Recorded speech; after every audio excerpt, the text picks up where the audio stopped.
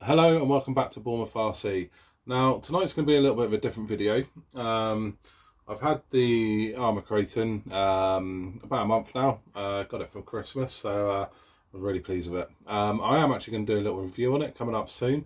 But what I wanted to do today is go through my experiences over the last month. Now I have used it and abused it quite a lot, done some stupid jumps in it, and really hammered it quite hard for quite a new little truck. So there's some amazing mods I've done to it, and some that I've been really disappointed with. So tonight it's just my advice on some of the best mods I've done and some of the mods that I wish I hadn't done, and I'll explain why.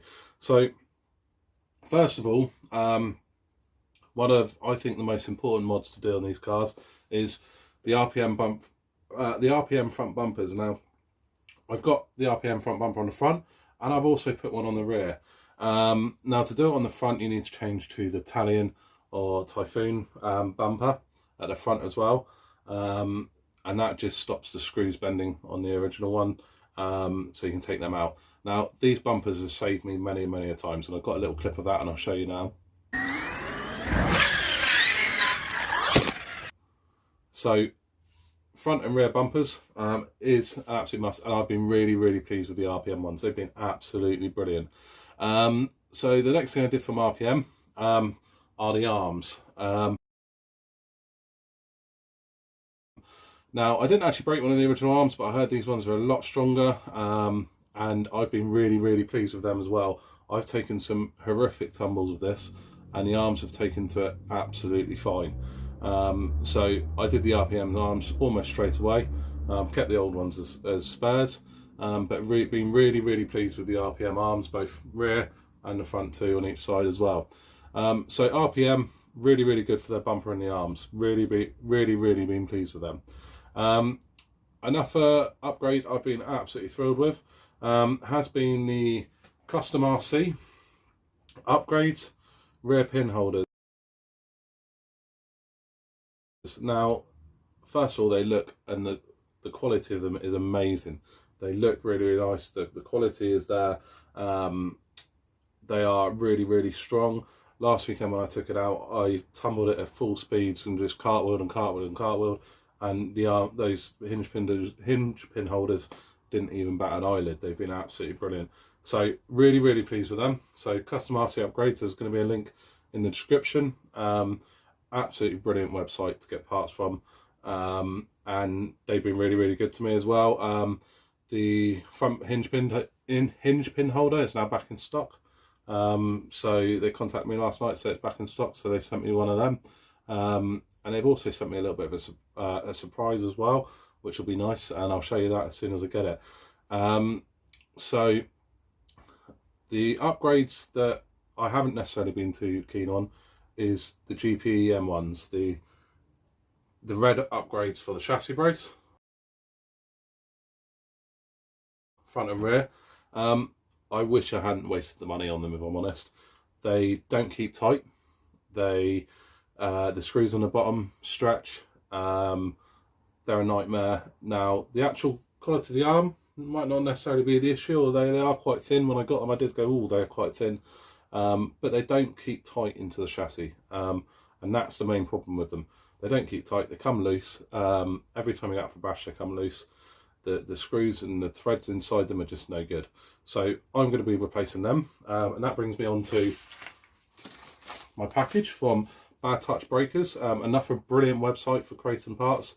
Now they are the English supplier for the M2C Racing. Now down at Bad Touch Breakers, they've been exceptionally nice, and they've actually sent me a rear one to replace my Gpm one. Now that's absolutely amazing of them. Can't thank them enough. Thank you very much for all your support, and your support to the channel. But instantly I can tell that this is a hell of a lot stronger than the original one. Now with this one, you actually put a nut and bolt all the way through, from the bottom, and then you put your screw through from the bottom, and then you put a nut on top to make it even stronger to stop it from coming loose. The screws that you want for them are the 12.9 grades, really strong ones. I've actually ordered a load of 12.9 screws for different things off of a website that just specialises in nuts and screws and bolts. So I'll put a little link down to there. That's actually really, really handy. So the Gpm chassis braces, I wish I hadn't bought. They look nice, they match the car nicely, but the strength of them is really, really not good.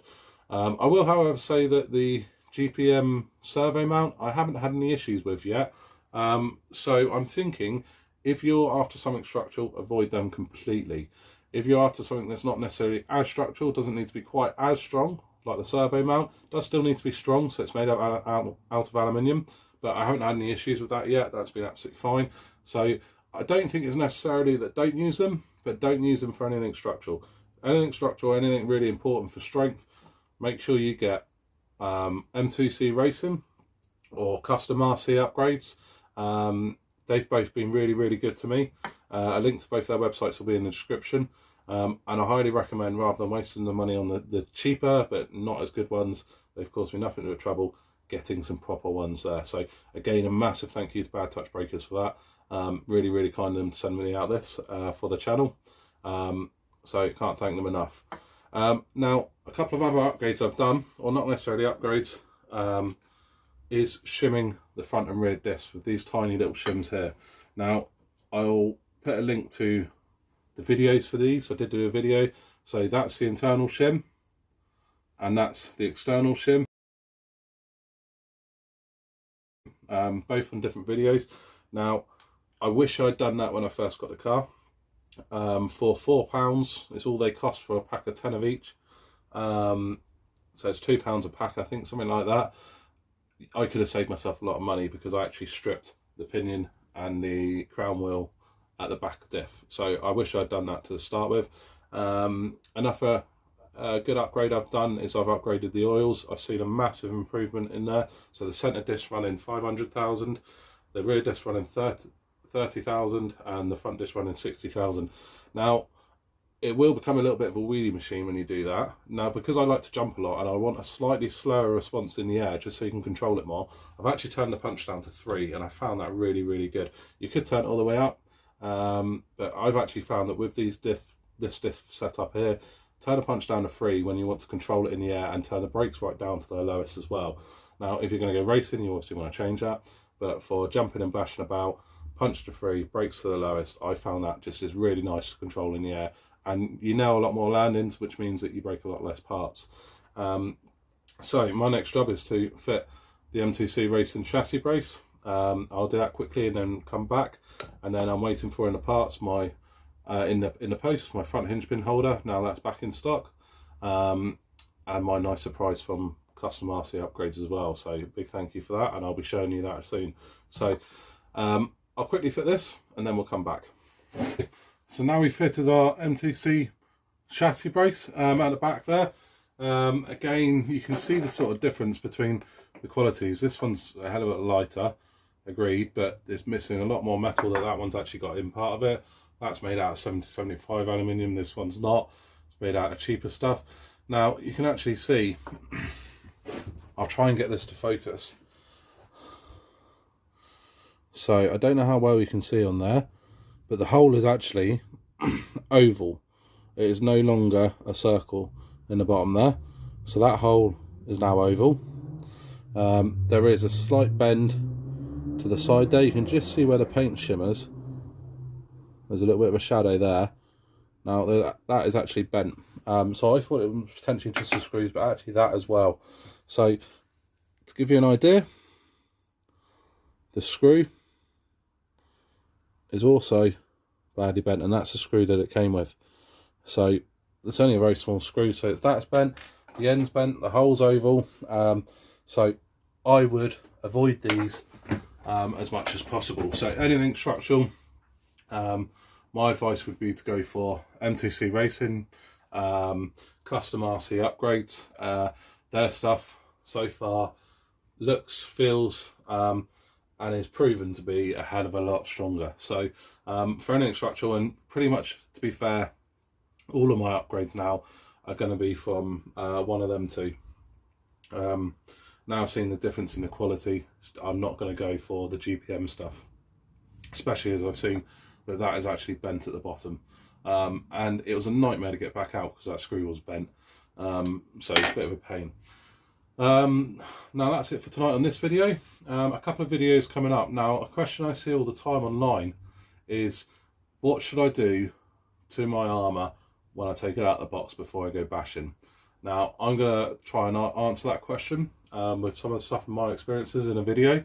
So I'm going to be doing a bit of a unboxing advice for the Arrma series, just out of my experiences. So some people may have some different opinions, but just out of my experiences, I've got a nice bit of grass on there. What should you do when you unbox your Arrma before you take it out for a bash? Now, you could just take it straight out, and pretty much that's what I did, but in hindsight I'd actually do differently. So I'll show you that in my next video. I'm going to do a review of the Kraton as well coming up, so the good points, the bad points, and I've got some batteries on the way, so I'll be doing the soldering video when they arrive from China. I've been waiting for ages for them. I've ordered them off Banggood, and I thought the delivery might take a little while, but it's starting to get a bit ridiculous now. But as soon as they do turn up, I'll do the soldering video. I've also got a video coming up when I get the custom RC upgrade parts that are coming in the post. So I'll show you the front hinge pin holder, and also the little bit they sent me as a surprise. So a massive thank you to them. Again, a huge thank you to Bad Touch Breakers for supplying that M2C chassis brace there. That's it from Bournemouth RC tonight. Thank you very much.